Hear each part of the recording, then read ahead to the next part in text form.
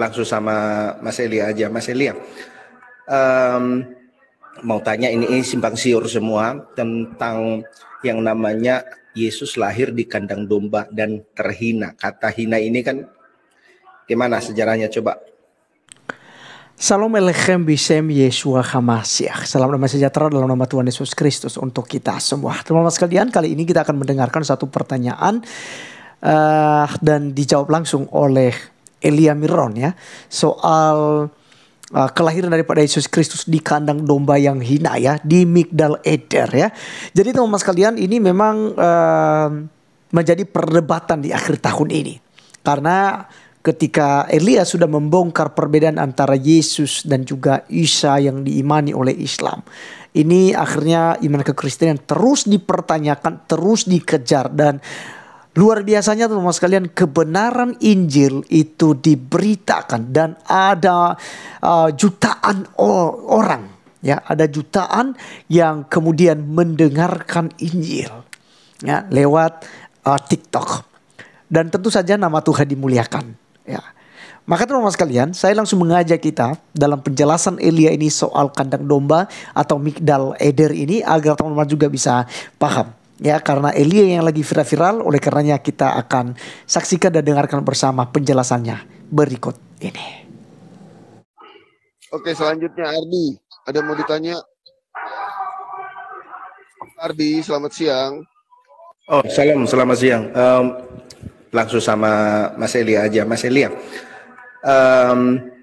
mau tanya ini simpang siur semua tentang yang namanya Yesus lahir di kandang domba dan terhina. Kata hina ini kan gimana sejarahnya coba? Kita tolong Mas.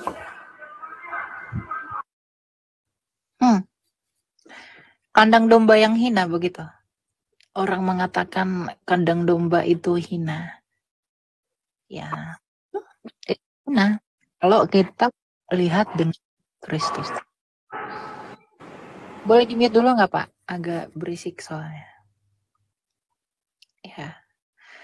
Kalau kita melihat di dalam di dalam Perjanjian Baru Lukas 2 ayat 7 itu dikatakan begini. Dan ia melahirkan seorang anak laki-laki, anaknya yang sulung, lalu dibungkusnya dengan lampin dan dibaringkannya di dalam palungan, karena tidak ada tempat bagi mereka di rumah penginapan.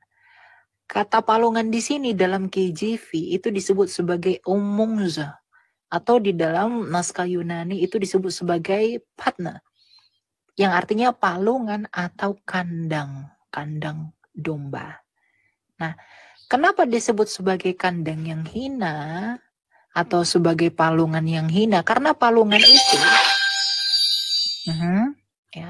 karena palungan itu Pak sebagai tempat memberi makan bagi ternak domba. Jadi dianggap sebagai tempat yang hina. Karena kenapa harus lahir di sana? Itu untuk menggenapi nubuatan di dalam Yesaya 53 bahwa ia akan dianggap hina. Nah, kita lihat ya. Kehinaan itu yang memang harus dirasakan oleh Yesus Kristus. Tapi kamu jangan salah paham. Kehinaan Yesus Kristus itu untuk menanggung kehinaan kita. Kita lihat dalam Yesaya 53. Bentar ya, saya buka Alkitab saya dulu.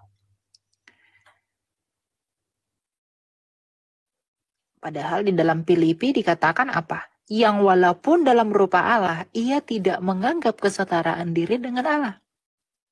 Artinya dia adalah Allah.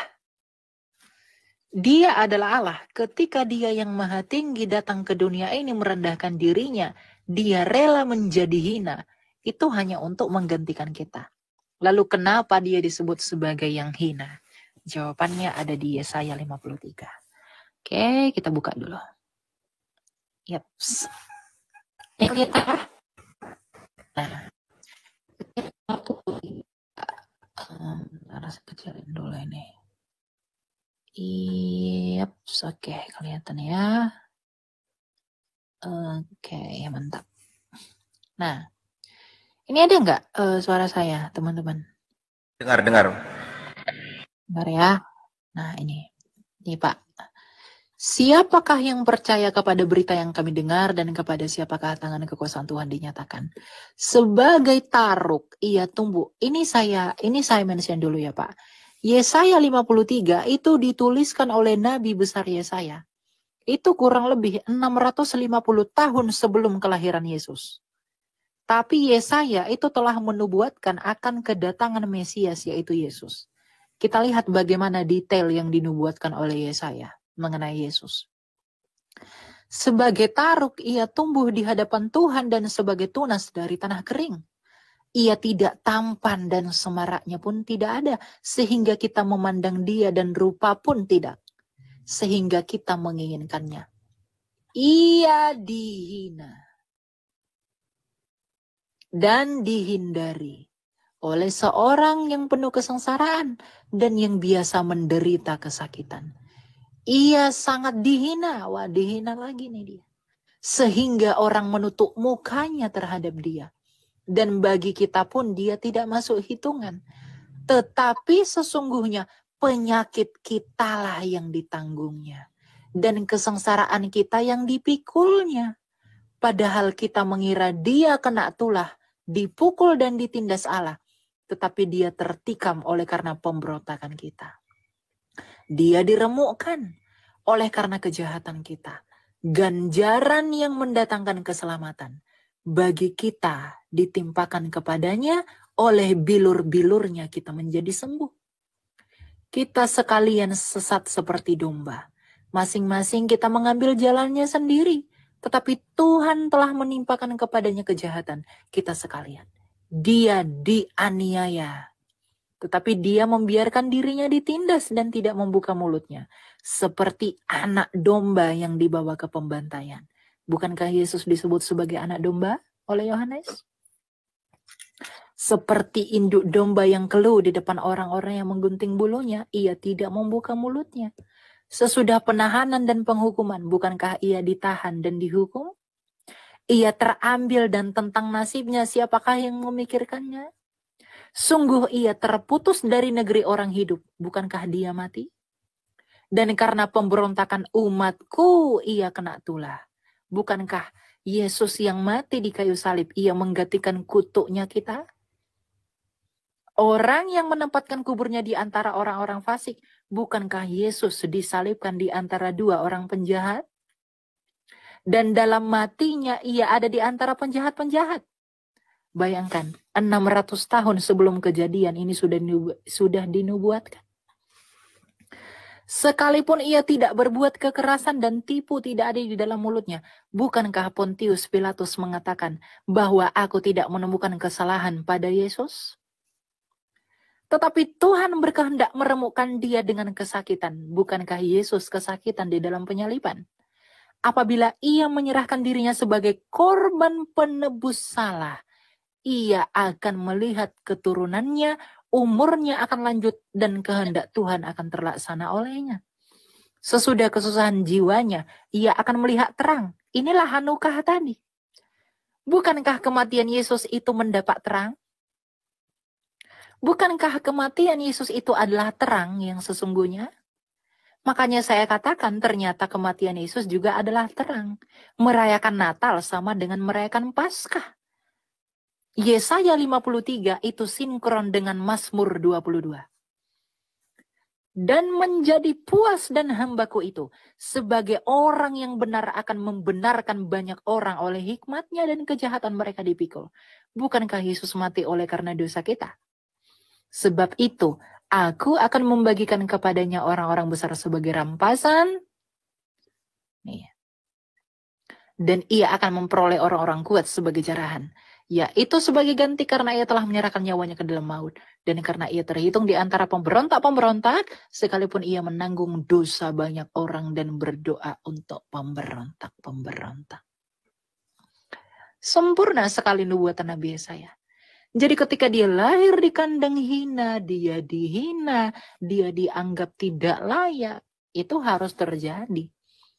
Tuhan kok yang bernubuat melalui perantaraan Nabi Yesaya. Jadi ketika Yesus dikatakan di kandang hina, ya memang dia hina, Pak. Tapi ingat, dia itu hina, itu untuk menanggung kehinaan kita. Bukan karena dia hina. Dia datang ke dunia ini ya untuk menanggung kehinaan kita. Tuh, nih.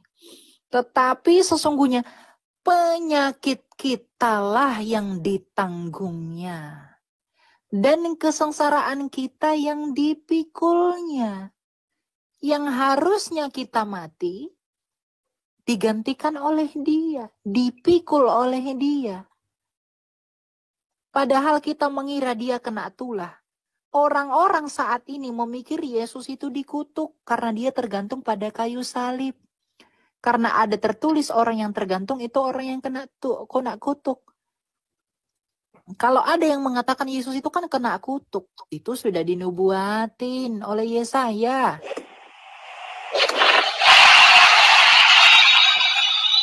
Ya. Jadi memang ya Yesus harus menjadi kutuk agar kita tidak terkutuk. Itu sudah dinubuatkan. Dia tertikam, dia juga ditikam. Jadi jangan heran Pak kalau dikatakan Yesus itu hina, Yesus itu datang ke dunia ini di dalam kandang domba yang hina. Ya karena memang dia itu hina pada masa itu. Di dalam pandangan orang-orang yang tidak mengenal dia. Nih dikatakan ia tidak tampan dan semeraknya pun tidak ada. Gak ada. Tapi penyakit kita yang ditanggung oleh dia. Inilah yang menunjukkan kesederhanaan Tuhan kita. Dan kesederhanaan dan kerendahan hati Allah kita. Dia tidak ngambil rupa orang ganteng, orang berkuasa, orang kece, orang tampan. Enggak. Kenapa? Karena manusia itu hina. Maka dia menjadi hina. Menanggung kehinaan kita. Dia yang tadinya bertahta di tempat yang maha tinggi, datang ke dunia ini oleh karena kasihnya, ia menjadi hina. Agar di dalam dialah Allah yang kudus itu bisa bertemu dengan manusia yang hina. Jadi hanya di dalam Yesus manusia itu bisa diperdamaikan.